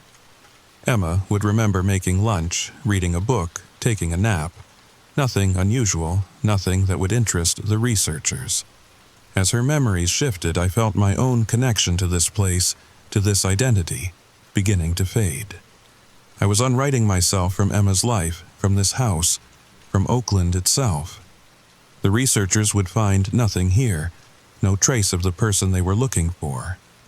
But I would still exist. Somewhere else, someone else. Free to figure out what I was meant to do with this impossible gift. The last thing I remember before disappearing completely is Emma's face, peaceful and content, with no memory of the brother who had just erased himself from her reality. And now I'm somewhere else. Someone else. Starting over with a new name, a new past, a new chance to learn control. But the question that haunts me, the one I can't answer even with my ability to rewrite reality itself, is this: was any of it real? Or am I just an ordinary person with an extraordinary delusion, so powerful I can make the world believe in my own fantasy? I suppose I'll never know for certain. But late at night, when I'm lying in bed in whatever city I've chosen to exist in today, I sometimes remember a childhood that might have been real, a family that might have loved me, a sister who might still be wondering where her little brother went. And I wonder, if I can change the past, could I change it back? Would I want to? The answer scares me more than anything else I've discovered about myself. Because the truth is, I like having this power. I like being able to fix things, to heal pain, to give people the memories they need, instead of the ones they're stuck with. And that might make me the most dangerous person who has ever existed. Or it might make me exactly what the world needs. I guess we'll find out together. If you've made it this far, I need you to help me figure something out. In your own life, are there childhood memories that feel wrong somehow? Moments that your family insists never happened? Photos that should exist but don't? Because if my story is true, if people like me really exist, then I'm probably not the only one whose past has been carefully edited. And maybe, just maybe, you're one of us too. Think about it. And if you start remembering things that don't make sense, things that other people insist never happened, find me. I'll be listening. The story you just heard might be fiction, or it might be the most important warning you'll ever receive. Drop a comment below if you've ever experienced missing memories or reality gaps. Subscribe if you want to hear more stories that blur the line between what's possible and what we're allowed to remember. and hit that notification bell. Because some stories choose their audience, and this one might have chosen you. Sweet dreams. Story number 4. They knew my name before I told them. Not the mushrooms, the people who found me. 3 hikers discovered me wandering the trails of Mount Baker National Forest at dawn, my clothes torn, my hands covered in dirt, and something else. Something that glowed faintly blue in the morning light. When they called out to me, they used my full name, Rebecca Ann Thornton. Middle name and all. I'd never seen them before in my life, but I'm getting ahead of myself. Let me tell you what really happened in those woods, and before you think this is just another campfire story, I have proof. Check the news reports from Whatcom County, Washington, dated October 15th, 2024. 4 people missing, 3 found, 1 still out there. All right, here we go. The story starts now. My best friend Sarah convinced me to go mushroom hunting. Not the magic kind, just regular foraging for chanterelles and oyster mushrooms. It was supposed to be a simple weekend trip to her family's cabin near Mount Baker. Just me, Sarah, her boyfriend Marcus, and Marcus's roommate Tyler, who none of us really knew that well. It'll be like a double date, Sarah had said, wiggling her eyebrows at me over our Thursday night margaritas at Chili's. Tyler's cute, he works in tech. I wasn't interested in Tyler or his tech job, but I was interested in getting out of Seattle for a weekend. The October rain had been particularly depressing that year, and the idea of crisp mountain air and cozy cabin nights sounded perfect. We drove up Friday afternoon in Marcus's Subaru Outback, because of course he had a Subaru. The cabin sat about 40 minutes from the main road, tucked into a grove of Douglas firs so thick that cell service dropped to nothing about halfway there. Sarah had warned me about this. Digital detox, she'd chirped, tossing her iPhone into the glove compartment with theatrical flair. The cabin was exactly what you'd expect. Wood paneling, stone fireplace, that distinctive smell of pine and old memories. Sarah's grandparents had built it in the 70s, and it showed. Shag carpet in the bedrooms. Avocado green appliances in the kitchen. A collection of Reader's Digest condensed books that probably hadn't been touched since Reagan was president. We settled in quickly. Sarah and Marcus took the master bedroom. Tyler got the small room with twin beds. I claimed the pull-out couch in the living room, which suited me fine. I've always been a night owl, and I liked the idea of staying up late by the dying fire with a book. That first night was perfect. We grilled burgers on the ancient Weber outside, drank local IPAs, played Cards Against Humanity until we were all crying with laughter. Tyler turned out to be funnier than I expected, with a dry sense of humor that caught me off guard. When he smiled, really smiled, one dimple appeared on his left cheek, not that I was paying attention. Around midnight, after the others had gone to bed, I sat alone by the fireplace with a dog-eared copy of The Stand I'd found on the bookshelf. The rain had started again, pattering against the windows in that rhythmic way that makes you drowsy. I was just about to call it a night when I heard it. A voice. Soft, coming from somewhere outside. Rebecca. I froze. The book slipped from my hands. Rebecca Ann. My middle name. Nobody here knew my middle name. Hell, I never used it. It wasn't on my driver's license, my social media, nothing. Only my mother called me Rebecca Ann, and only when I was in serious trouble. I stood up slowly, my heart hammering. The voice seemed to be coming from the forest behind the cabin. It wasn't calling exactly, more like breathing my name into existence. Rebecca Ann Thornton. My full name. Every hair on my arms stood up. I should have woken the others, should have locked the doors and hidden under the covers like a rational person. Instead, I found myself walking to the back door, pressing my face against the cold glass. The forest was dark. So dark it looked solid, like a wall of black paint. But there, about 50 feet from the cabin, was that a light? A faint blue glow, pulsing gently like a heartbeat. The voice came again, and this time I was certain it was coming from that light. "Rebecca Ann Thornton, come see what grows." My hand was on the doorknob before I realized what I was doing. The rational part of my brain screamed at me to stop, to go wake up Tyler or Marcus or anyone. But my body moved on its own, turning the knob, opening the door to the cold October night. The air smelled different out here. Under the pine and rain was something else.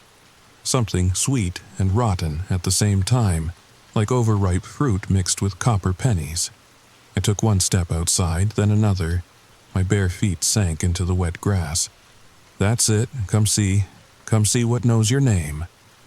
The blue light pulsed brighter, and now I could see its source. Mushrooms. A perfect circle of them, each one glowing with that soft blue bioluminescence. They were beautiful, absolutely beautiful, like something from a fantasy movie, too perfect to be real. I walked closer, unable to stop myself. The mushrooms were small, delicate things with caps no bigger than quarters. But that glow, God, that glow was mesmerizing. It pulled at something deep in my chest, made my eyes water with its beauty. "We know you, Rebecca Ann. We've been waiting." The voice wasn't coming from one mushroom, but from all of them. A chorus of whispers that seemed to vibrate through the ground and up into my bones. I knelt at the edge of the circle, my hands reaching out. "Don't touch them!" The shout came from behind me. I spun around to see Tyler standing in the doorway, his face pale in the moonlight. He was wearing ridiculous flannel pajama pants and a Nirvana t-shirt, but his expression was dead serious. "Rebecca, get away from them. Now!" But it was too late. My fingers had already brushed against one of the glowing caps. The world exploded into blue light. I wasn't in the forest anymore. I stood in a vast space that defied description. Not a room, not outdoors, just an endless expanse of that same blue glow. The ground beneath my feet felt spongy, organic, like I was standing on something alive. And I wasn't alone. They stood in a circle around me, dozens of them. People, but not quite. Their shapes were human enough, but their edges seemed to blur and shift, as if they were made of smoke held together by willpower. And their faces, God, their faces were the worst part. Not because they were monstrous or deformed, because they were familiar. "Welcome, Rebecca Ann," they said in unison, their voices layering over each other like a corrupted audio file. "We've been waiting so long." I tried to speak, but my throat felt full of cotton. One of the figures stepped forward, and I gasped. It was my grandmother. Not as I'd last seen her, dying in a hospital bed, small and frail, but as she appeared in her wedding photos. Young, beautiful, her dark hair pinned up in victory rolls. "Grandma Ruth?" My voice came out as a whisper. She smiled, but it was wrong. Too wide, too knowing. "I'm what remembers her," the thing wearing my grandmother's face said. "What grows from what's left behind. We all are." The circle tightened. I saw other faces now. My high school English teacher who'd died in a car accident. My childhood neighbor who'd passed from cancer. A barista from my favorite coffee shop who'd simply stopped showing up one day and nobody knew why. All dead. All here. "The mushrooms remember," they said together. "Every person who passes through these woods leaves something behind. A whisper, an echo, a name. We grow from what remains." "This isn't real," I said. But even as the words left my mouth, I knew they were wrong. This was real, too real, the kind of real that makes you question everything else. "You're special, Rebecca Ann," not Grandma Ruth said, reaching out with fingers that seemed to phase in and out of existence. "Your family has deep roots here. Your blood calls to us." My family? I took a step back, but the circle moved with me. "What are you talking about?" "Your great-great-grandfather built a logging camp here, right where we grow. So many names were left in this soil, so many echoes. The Thornton blood runs deep. Memories surfaced. Vague family stories about ancestors in the logging industry. My mom mentioning something about family land near Mount Baker. Details I'd never paid attention to. We've been calling your family home for generations, the figures continued, but you're the first to answer, the first to touch us willingly. I didn't mean to. Intention doesn't matter, connection does, and now you're connected, part of the network, part of what grows and whispers and remembers. I felt it then, a presence in my mind, alien and invasive, like roots spreading through my thoughts, cataloging my memories, learning who I was down to the smallest detail, every embarrassing moment, every secret, every name I'd ever known. No! I tried to pull away, but there was nowhere to go. The blue light was everywhere, inside me now, pulsing with my heartbeat.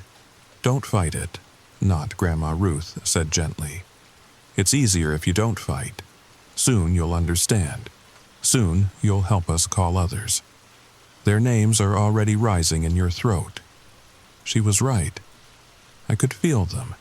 Names bubbling up from somewhere deep. Sarah Michelle Foster, Marcus Chen, Tyler James Brennan. Not just their names, but everything about them. Their fears, their secrets. Their essence distilled into syllables I could speak into existence. That's it, the figures crooned. Let us in. Let us grow. The blue light grew brighter, so bright it hurt. I was dissolving, becoming part of something vast and hungry and ancient. In moments, I would be gone, just another echo, another whisper in the dark. Rebecca! Tyler's voice cut through everything like a blade, real, solid, human. The blue world shattered. I was back in the forest, on my knees at the edge of the mushroom circle. Tyler had his arms around me, dragging me backward. The mushrooms pulsed angrily, their glow flickering like dying light bulbs. Don't look at them, he said urgently. Don't listen. They're not what they seem. But I could still hear them. Fainter now, but there. A chorus of names being whispered into the night. Sarah Michelle Foster, Marcus Chen, Tyler James Brennan, and one more name, a new one, fresh. Rebecca Ann Thornton. Tyler half carried, half dragged me back to the cabin. My legs felt like jelly, and that blue light still danced at the edges of my vision. He slammed the door behind us and immediately started pushing the heavy bookshelf in front of it. Help me, he grunted. We need to barricade everything. Tyler, what the hell was that? Not now. Help me first. Something in his voice, pure terror barely held in check, got me moving. We shoved furniture against all the doors, drew the curtains tight. Tyler even stuffed towels under the door gaps. The whole time I could hear it. That whispered chorus of names getting louder. We need to wake the others, I said. No. Tyler grabbed my arm. They can't know, not yet. If they know, it makes them vulnerable. The mushrooms. They feed on recognition, on understanding. The more you know about them, the stronger their pull becomes. How do you know all this? He looked at me then, really looked at me. And I saw the haunted expression in his eyes, because I've seen them before. Different forest, same things. I was 12, camping with my scout troop near Mount Rainier. One of the kids, Danny Morrison, he found a circle just like that one. Touched them before anyone could stop him. Tyler sat down heavily on the couch, running his hands through his hair. He vanished for 3 days. When they found him, he was different. Knew things about people he shouldn't know, private things, secret things. He'd whisper names in his sleep, and whoever's name he spoke, they'd disappear within a week. That's impossible. Is it? He gestured toward the barricaded door. After what you just saw? I wanted to argue, but the memory of that blue place, those familiar faces that weren't quite right, stopped me. What happened to Danny? Institutionalized. Last I heard, he was still there, still whispering names. They keep him sedated most of the time because when he's awake, Tyler shuddered. When he's awake, he tries to get back to the forest, says the mushrooms are calling him home. We sat in silence for a moment. Outside, the rain had stopped, making the whispers seem louder. I could make out individual voices now. My grandmother, my teacher, all those dead faces speaking living names. "Why didn't you warn us?" I asked finally. "Would you have believed me? Hey guys, don't touch any glowing mushrooms in the forest because they're actually some kind of parasitic consciousness that feeds on human memories." He laughed bitterly. I didn't even want to come on this trip, but Marcus insisted, and I thought maybe I was crazy. Maybe what happened when I was 12 was just trauma, false memories. Until I saw you walking toward them. "They knew my name," I whispered, "my full name.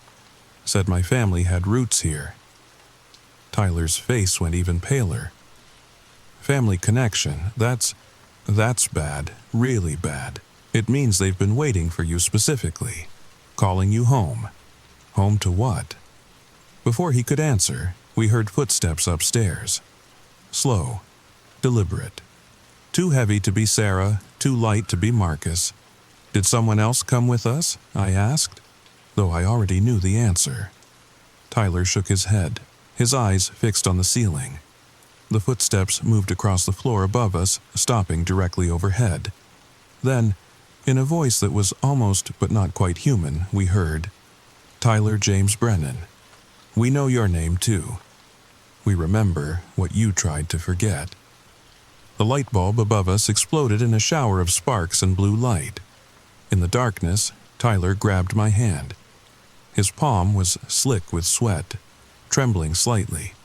We could hear movement now, not just from upstairs but from all around the cabin, scratching at the windows, tapping at the doors, and underneath it all, that constant whisper of names. "We need to get Sarah and Marcus," I said. "Get to the car. Get out of here." "It won't work." Tyler's voice was hollow. "I tried to run before, with Danny. The scout leaders packed us all up, tried to drive away, but the road kept leading back to the same spot, like reality was broken. We drove for hours and never got more than a mile from camp. A door slammed upstairs, then another and another, far too many doors for a cabin this size. 'Sarah,' I called out. 'Marcus?' No response, just more footsteps, more doors. The sound was multiplying, echoing, becoming a rhythm that matched my racing heartbeat. 'They're creating spaces,' Tyler whispered. 'Doors that shouldn't exist.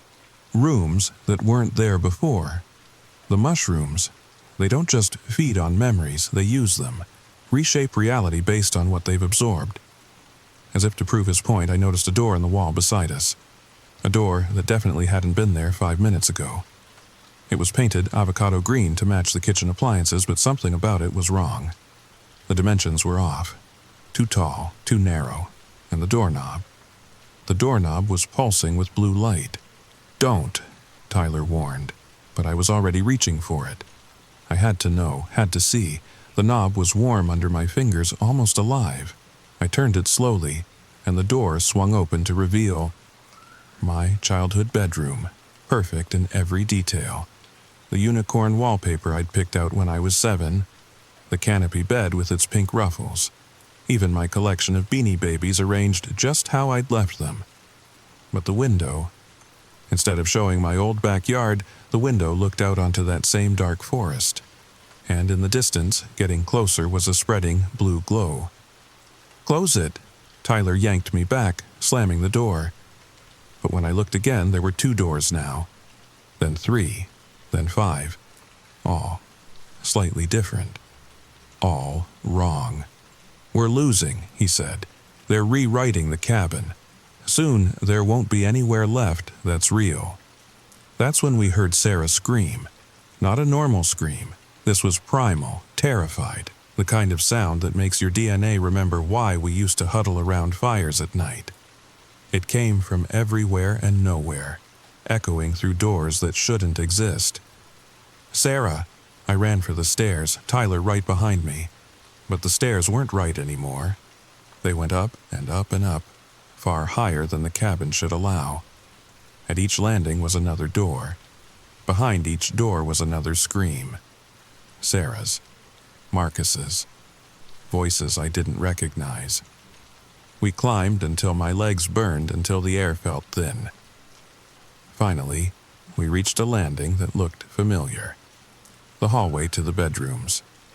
But there were too many doors here too, stretching in both directions like a hotel corridor. "Which one?" I asked desperately. Tyler closed his eyes, concentrating. "The real one will feel different. Colder. The mushrooms can't perfectly replicate life. There's always something missing." I touched each door as we passed. Warm, warm, warm. Then, there. The master bedroom door was cold as ice. We burst through to find Sarah and Marcus huddled in the corner. But something was wrong with Marcus. His eyes were that familiar blue, and when he spoke it wasn't his voice.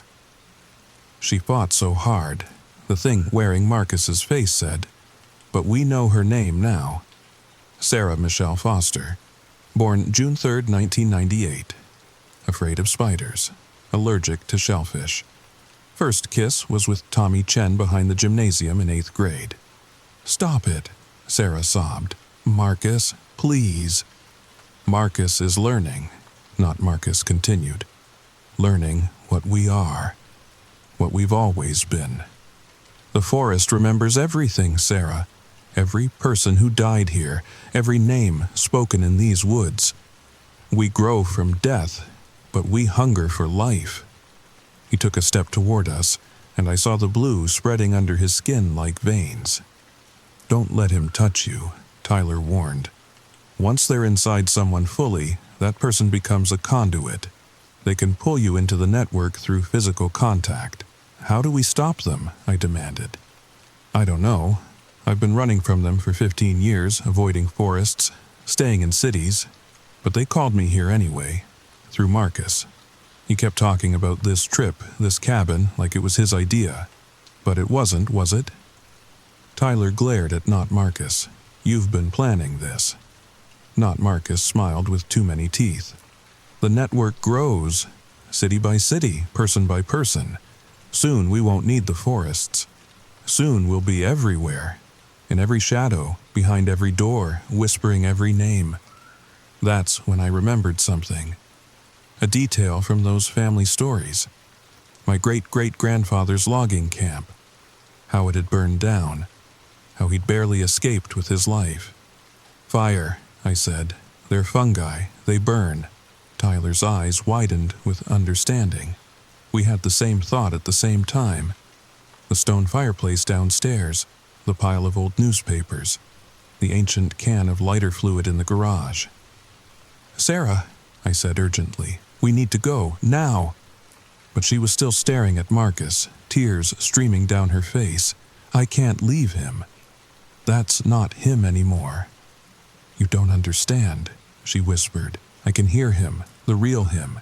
He's still in there, screaming." Not Marcus tilted his head. "She's right. He screams so beautifully. Would you like to hear?" And then Marcus's real voice burst through, raw and terrified. "Help me! Oh God, please! I can see everything. I can see how it ends. They're going to—" The thing cut him off, blue light flashing in its eyes. Enough time to add to our collection. It lunged for Sarah. Tyler threw himself between them, and Not Marcus's hand landed on his shoulder. The effect was instantaneous. Tyler convulsed, his eyes rolling back, that blue light spreading from the point of contact. "No!" I grabbed the bedside lamp and swung it like a club. It connected with Not Marcus's head with a sick crack. He staggered back, black ichor leaking from the wound. "Run!" I screamed at Sarah, dragging the convulsing Tyler with us. We half fell down the impossible stairs, doors slamming open and closed around us, revealing glimpses of other places, other times.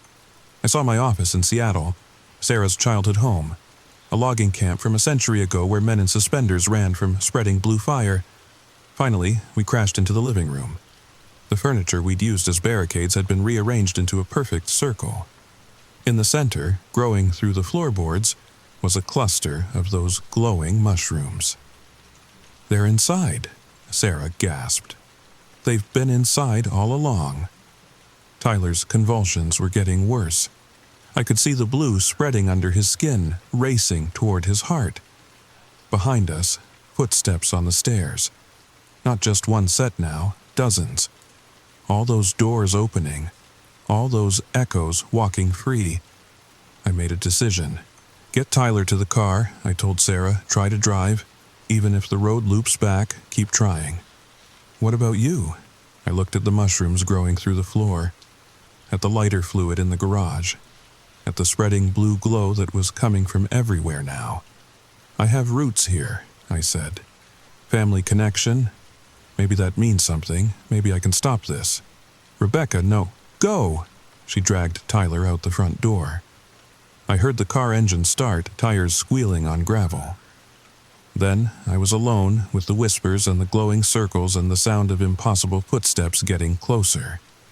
I grabbed the lighter fluid, doused everything. The mushrooms, the furniture, the walls, the carpet. The thing that used to be Marcus appeared at the bottom of the stairs, black ichor still dripping from its head. "You can't burn us all," it said in that layered voice. "We're in the soil, in the trees, in the rain that falls, and the streams that flow. We are the forest remembering itself." "Maybe," I said, flicking my grandfather's Zippo open, "but I can try." I dropped the lighter.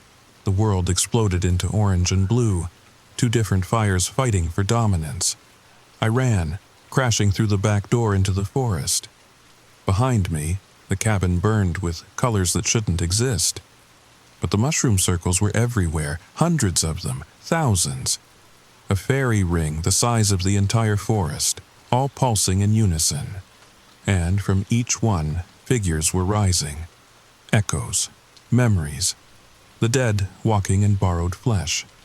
I ran deeper into the woods, the whispers following me. They spoke every name I'd ever known, every person I'd ever met, every connection I'd ever made.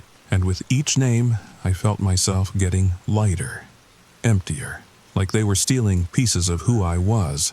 That's when I understood. The mushrooms didn't just want our bodies. They wanted our connections, our networks. Every person we knew became a door they could walk through. Every name we remembered became a thread they could follow. I was being hollowed out. Soon I'd be just another echo, calling names in the dark. But then I heard it. Through all the whispers, through all the false voices. Tyler's real voice, weak but human. "Rebecca, the road, it's working. The fire broke their hold." I ran toward his voice, crashing through undergrowth. The figures followed, reaching out with hands made of memory and hunger. Behind us, the fire spread from tree to tree, but it wasn't normal fire anymore. It burned blue at the edges, consuming and transforming. I burst out of the tree line to see Tyler's car stopped on the road. Sarah was behind the wheel. Tyler slumped in the passenger seat. His skin still had traces of blue, but it was fading. "Get in!" Sarah screamed. I dove into the back seat as she floored it. In the rearview mirror, I watched the forest burn with impossible light. Figures stood at the edge of the road, watching us go. Some wore faces I recognized. Some wore faces that hadn't been born yet. One of them waved. It looked like me. We made it back to Seattle just as the sun was rising. None of us spoke during the drive. What was there to say? Tyler was hospitalized for what the doctors called an unknown toxin exposure. Sarah and I were treated for smoke inhalation and released. Marcus's body was never found. The official report blamed the cabin fire on old wiring. 3 campers safely evacuated. 1 missing, presumed dead. But I know the truth. We all do. Tyler moved to Arizona the next month. Somewhere dry, somewhere far from forests. Sarah went to therapy, got prescribed pills that helped her sleep without dreams. We don't talk anymore. The memories hurt too much. And me, I stayed in Seattle. I work. I eat. I sleep.